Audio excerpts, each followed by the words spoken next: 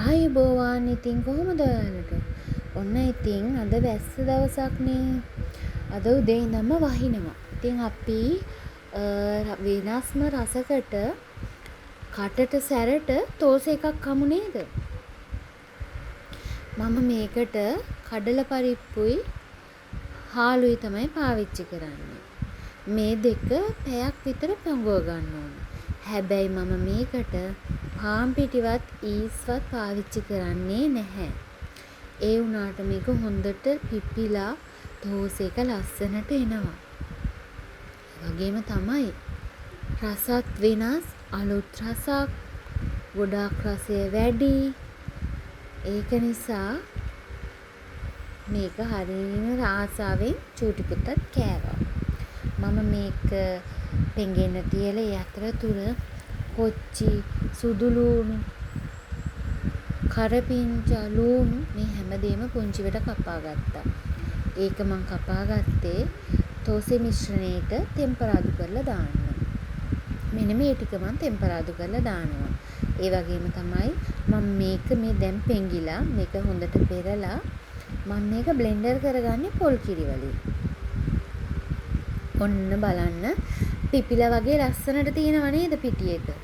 ඉතින් ඒක අපි තියලා තෙල් ටිකක් රත් වුණාට පස්සේ තෙම්පරාදුවට මුලින්ම මං අබ ටිකක් දාලා ඊට පස්සේ තමයි සුදු ලූණු දාලා අනිත් ඒවා දාගන්නේ.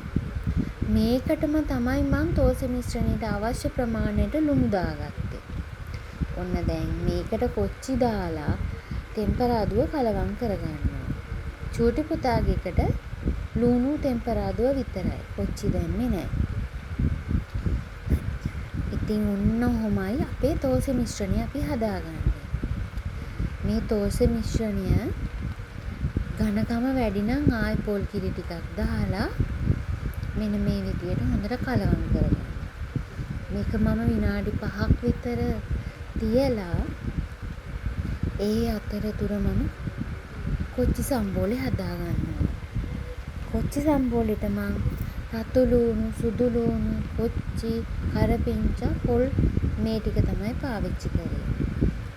මේ වර්ග ටික බ්ලෙන්ඩර් එකට දාලා හොඳින් බ්ලෙන්ඩර් කරගෙන ඊට පස්සේ තමයි ඒකටත් ලුණුයි දෙහි දාලා කලවම් කරගත්තේ. මේ තියෙන්නේ ඉතින් අපේ කොච්චි සම්බෝලේ. ඔන්න ඉතින් ඒ ටිකත් හරිනේ. එහෙනම් අපි තෝසේ හදමුද? ඔන්න ඉතින් තාච්චිය ලිප තියලා ඒක රත් වුණාට පස්සේ වතුර ටිකක් ඉහලා මෙන්න මේ වගේ ටිකක් පිහද ගන්නවා. ඊට පස්සේ තමයි අපි තෝසේ එක දාලා මේ විදියට හදාගන්නේ. අපේ චූටි පුතාට මේක දැම්මට පස්සේ කිව්වා චූටි රොටි ඕන කියලා. ඉතින් මං එයාට පුංචිවට තෝසේ හදලා දුන්නා. අම්මා ඇත්තටම රසයි කියලා එයාත් ආසාවෙන් කෑවා. වෙනස් රසයක් නේ. අපි ඒගොල්ලන්ට රස වෙනස් කරන්න ඕනේ. එතකොට ඒගොල්ලන් ආසාවෙන් කනවා. මේක ඇත්තටම ගොඩාක් පෝෂණීය කෑමක්. මොකද මේකේ පාන් පිටි, ඊස් ඒ වගේ කෘත්‍රිම දේවල් කිසි දෙයක් මම දාලා නැති නිසා.